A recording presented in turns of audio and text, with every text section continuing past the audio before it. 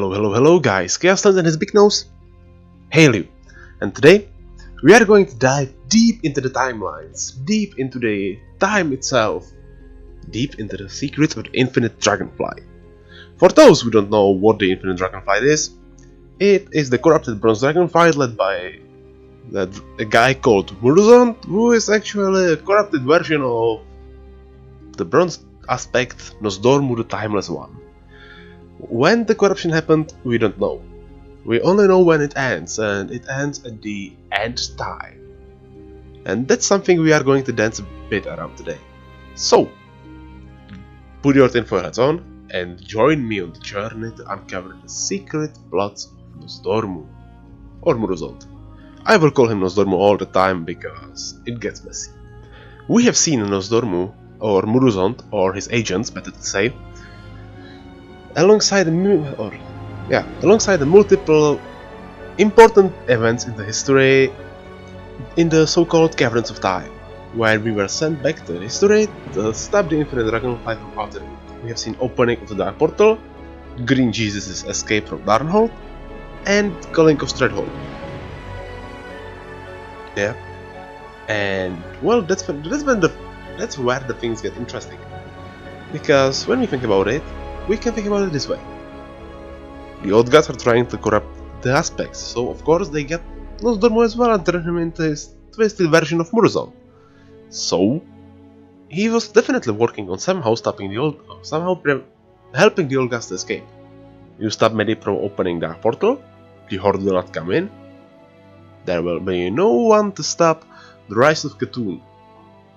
Kill the Green Jesus, the same.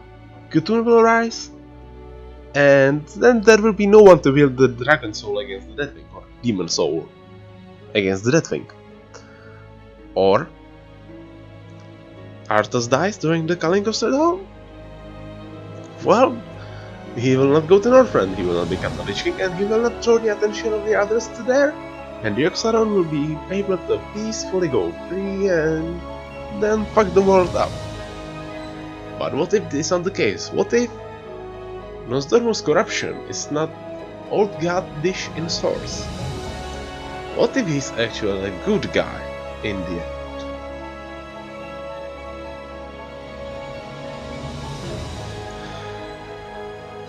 There is a small idea or hint behind the imprisonment of the old gods, and it's hidden in the War of the Ancients, the third book, the Sundering. At least I think it was in the Sundering, where Nosdormu searches through the timelines and finds out that the source of that insane anomaly that threatens to crack the time itself is in the Well of Eternity, in the portal Sargeras created, and that this anomaly that it was altered by the old gods, and once Sargeras goes through, it will shatter the time and release the old gods. So, are the old gods actually bound in time? Maybe. But, of course, then this adds some more water to the mail of, well, but Nosdormu is the aspect of the time, he will shatter the time itself to release the old gods free. But, well, no. If they wanted Nosdormu to shatter the time, or if he could do that, they would simply corrupt him. They wouldn't waste time with creating the anomaly, manipulating Deathwing, Sargeras, and they wouldn't do that. They would simply wait. They would help the defenders of Azeroth, and that would be it. So maybe Nosdormu can't shatter the time that binds them to their prisons. What's next? Of course, there are some mortals meddling with time. Khadgar, us the players. And of course that we could theoretically shatter the timeways. Garrosh opened the portal to another alternate universe. That's enough. That could on its own shatter the timeways. He then redirected the Dark Portal, what the fuck? I'm ranting again. So then, of course, we can take an alternate looks on the things that the Infinite Dragonflight meddled with. Of course, the opening of the Dark Portal. The Horde came into Azeroth, which on its own is a pretty bad thing, or at least was at the time, and maybe it will be in the future. Who knows what Battle for Azeroth will bring? But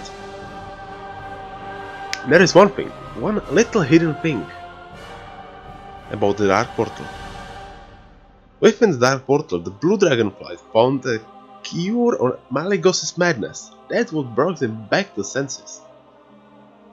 Yep, it brought him back to senses. Dark Portal, somehow. I wasn't able to find out anything else to this, so let's leave it as a fact without any reasoning.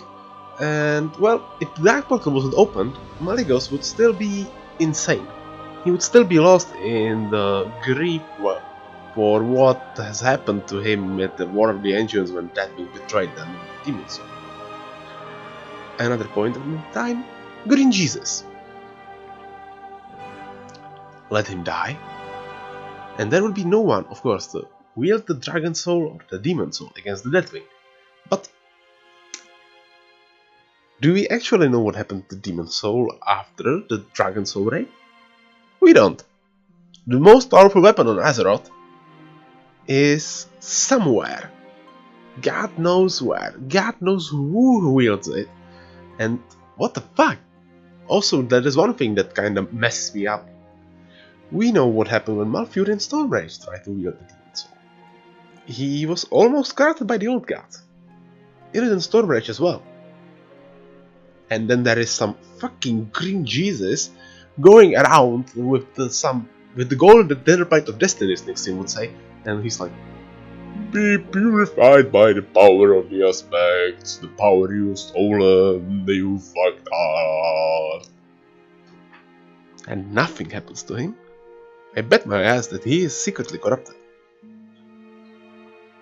Well, I have nothing to prove that. Okay. And then the third part, the Calling of Sarholm, is actually the trickiest one, because that is hard to find any reasoning. But maybe it's about the Scourge, maybe it's about Arthas. Arthas is, well, Arthas served two purposes, or could serve two purposes in this theory. First of all,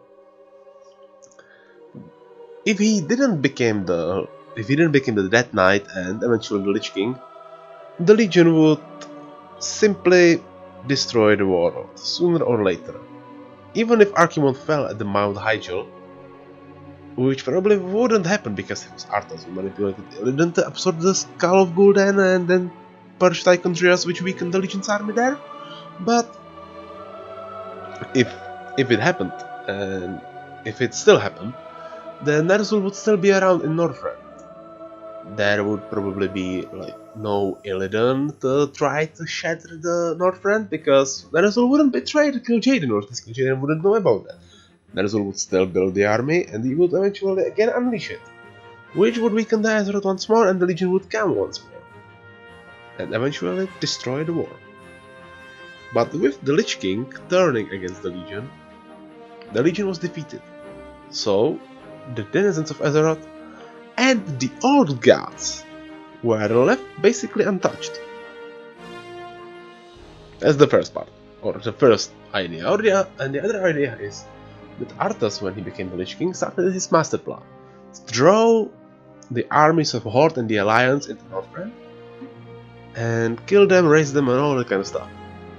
But as Nosdormu can see the time, he saw Bolvar for Dragon being played down and then burned by the Red Dragon's flame, and eventually being conservated somewhere between the light and the dead. Problem: because undead are pretty resistant to corruption, Lich King is immune to corruption. But what would happen if a corrupted human became the Lich King? Yeah, that's a good question. If Bolvar for Dragon was corrupted before he became the Lich King, then I think that we are pretty fucked up, because if I am correct, and the corruption, the mindset set by the old god, probably Oxaron, because Ice Crown Citadel was built from the Saturnite, which is blood of Oxaron. But if he was corrupted by the Oxaron and has the correct mindset in his head, and now he has the power of the Lich King, the control over the Scourge, which is the biggest army in the fucking Azeroth, then we are fucked up. But if Arthas did not purge the Stronghold and didn't go to Northrend, this wouldn't happen. The Oxaron wouldn't have Army of the Undead. Easy. And then let's move on to the Nosdormu himself. And if moving on to the Nosdormu, let's move on to the end time. Because that is when the things pinned in my head. First of all, we are 100% sure that the end time is the future that will happen. And it was confirmed by Nosdormu after we defeated his corrupted self. At last it has come to pass, the moment of my demise. The loop is closed, my future self will cause no more harm. But still, in time, I will fall to madness, and you, heroes, will vanquish me. The cycle will repeat, so it goes. What matters is that Azeroth did not fall, we survived to fight another day. All that matters is this moment. Like, what? So, he will fall to madness. The group of random 5 idiots will kill him. The cycle will repeat, so it goes, etc, etc. But this is the moment that he was shown when he became the Aspect. Because when he became the Aspect, he was shown that he will die, that he is not immortal. He was shown the moment of his death as the All Bronze Dragon, so that they would know they are not almighty. Which, just by the way, leads to the question, why the fuck was Geralt such an idiot that he knew that Geralt would kill him, so why the fuck did he like freed him? But whatever. But then there is like this on its own is pretty interesting, because it confirms the end time will happen. But there is more interesting is what happens when you enter the Dragon Shrine in the end time. When Murozond says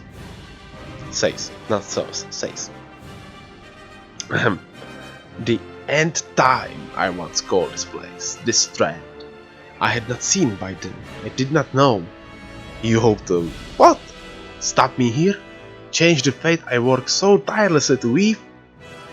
You crawl unwitting like a blind, writhing worm towards endless madness and despair. I have witnessed the true end time.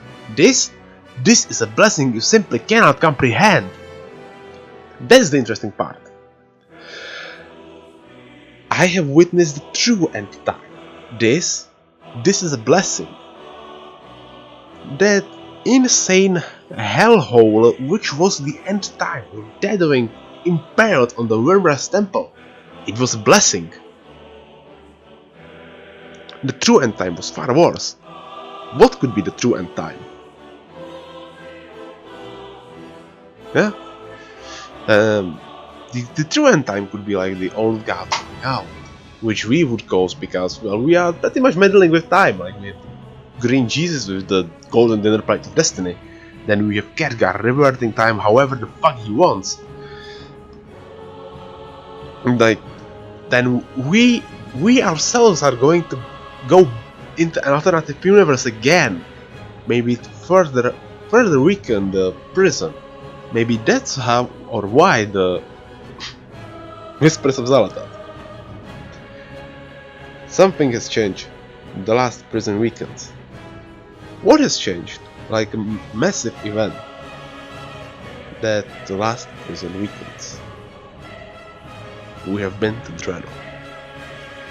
Garrosh opened the portal to another universe, went through it, and then from the side of another universe, he opened a new pathway into the main universe. What? This could somehow shatter the bindings of time placed on the Zod, so he is now free. But then there is there's another option, because, well, there's an option. When you kill Murozond, he has a line. You know not what you have done, Amantul, what I have seen.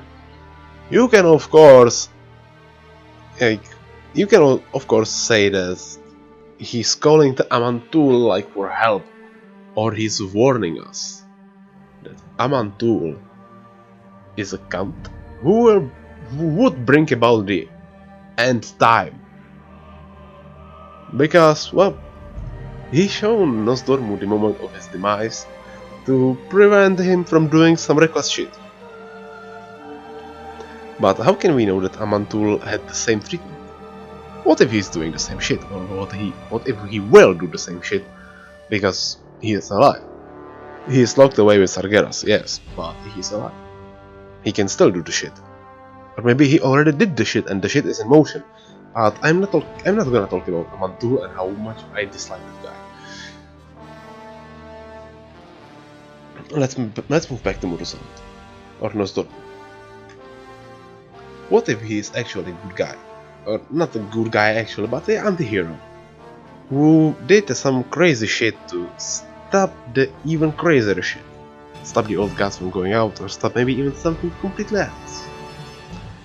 Well, that's a question I leave up to you. So, if you have liked my timing web rambling about the Infinite Dragonflight, then give this video and me a like. If you have decided, of course, give it a dislike. In the comment section down below, you can tell me what you think about this. Am I right, or am I insane? Feel free. Then of course, if you've liked this so much that you would like to, well, see my other videos, then feel free to check my channel. If you have liked this so much that you don't need any insurance for my other videos, and you simply say, hey, this guy is cool, let's subscribe to him, then subscribe to me and hit the notification bell so you could see any other videos that I will put out in the future. I have some class guides planned. Yes, I'm doing class guides. Maybe some rambling about the community of World of Warcraft, maybe some live streams once I figure out how to actually make a proper live stream. And then, yeah, well, the speculations, of course. Once something comes to my mind while I will be sitting on the toilet shitting and all that kind of shit, then of course I will do another speculation. Okay, then if you want to support me somehow, of course subscribing to my channel helps, because then it tells me that I'm doing it right. And then you can also share this video whenever you can. On Facebook, Twitter, Discord, your own YouTube channel if you are someone famous. Like, I wouldn't mind if you mentioned me that you like my work. And okay, so guys, thank you for watching, and I hope you enjoyed, and I will see you sometime in the future. Bye bye.